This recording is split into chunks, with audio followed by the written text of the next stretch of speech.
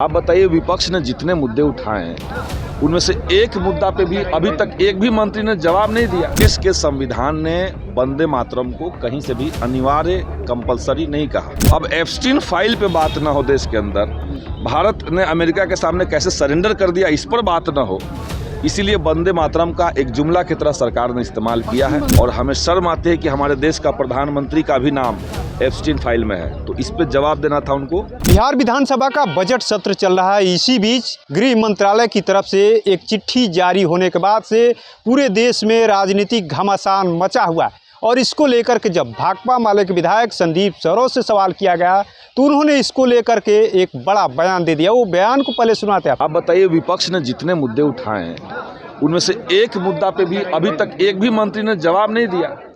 मंत्री अपना बजट में भाषण लिख के ला रहे हैं, उसको पढ़ दे रहे हैं। विपक्ष के वक्ता क्या बोलते हैं सदन के अंदर, उसको कोई नोट डाउन नहीं किया जाता है। पहली बात, उसको नोट नहीं किया जाता है। अब नोट नहीं करेंगे तो उस पर आप कोई एड्रेस करेंगे नहीं। तो हम लोग तो सवाल उठा रहे हैं, लेकिन मंत्री की तरफ से उस पर कोई जवाब नहीं आ रहा है। राष्ट्रगान के पहले अब राष्ट्रगीत को सम्मानित किया जाएगा, क्या लगता है इसके पीछे कोई नई स्क्रिप्ट है? नई स्क्रिप्ट क्या है? जैसे लग रहा है कि राष्ट्रगीत अभी तक अपमानित था, ऐसा तो है नहीं। अब उसको सम्मानित करना है, अभी तक अपमानित था ऐसा नहीं है। देश के संविधान ने वंदे मातरम को कहीं से भी अनिवार्य कंपलसरी नहीं कहा। देश का जो गान है, राष्ट्रगान है, जन गण मन है, उसको लोग गाते हैं। लेकिन गृह मंत्रालय ने जिस मकसद से किया, चूंकि आप जान रहे हैं कि अभी देश के अंदर क्या मुद्दा चल रहा है। दो मुद्दा है। एक मुद्दा है एप्स्टीन फाइल का, जहां पे इतना घृणित कार्य अंतर्राष्ट्रीय स्तर पर हुआ है और हमें शर्म आती है कि हमारे देश का प्रधानमंत्री का भी नाम एप्स्टीन फाइल में है। तो इस पे जवाब देना था उनको, वो इस पे जवाब नहीं दे रहे हैं। दूसरा मसला है कि देश के प्रधानमंत्री ने, नरेंद्र मोदी ने भारत के संप्रभुता को अमेरिका के सामने गिरवी रख दिया है। भारत और अमेरिका का डील हुआ और डील की जानकारी व्हाइट हाउस से होती है।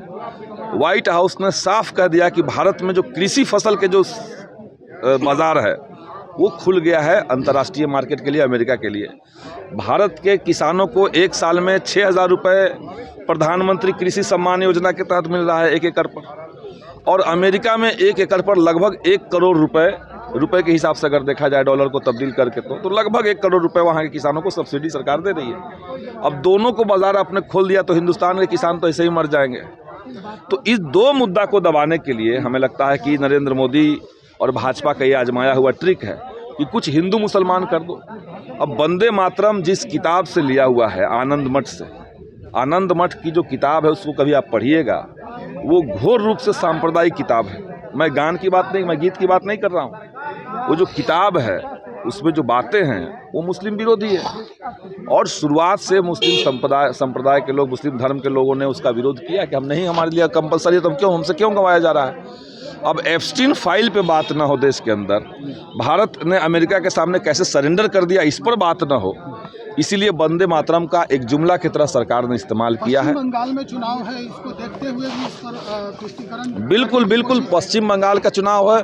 भाजपा जहां पर भी एजेंडा, विकास का एजेंडा उनका फेल हो जाता है, वहां उनका एकमात्र एजेंडा रहता है हिंदू मुसलमान।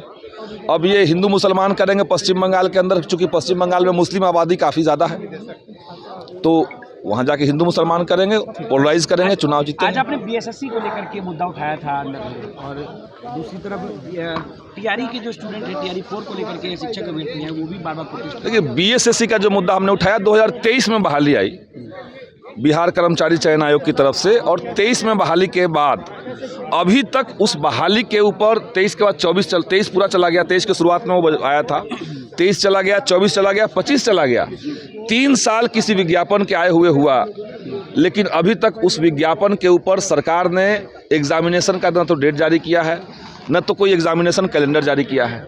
मकसद क्या है सरकार का?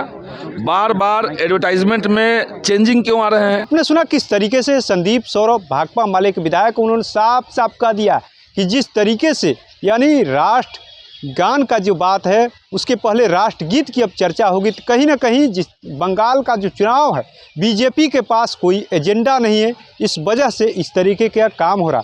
और जिस किताब से यानी राष्ट्रगीत लिया गया है, कहीं ना कहीं उसके घोर विरोधी एक तरीके से मुसलमानों की उस किताब रही है, राष्ट्रगीत नहीं बल्कि वो किताब के बारे में जिक्र करें। साथ ही साथ उन्होंने कहा कि ये जो समय है कहीं ना कहीं चुनावी एजेंडे के तहत ये किया गया है। NBC 24 के लिए पटना से कृपा शंकर।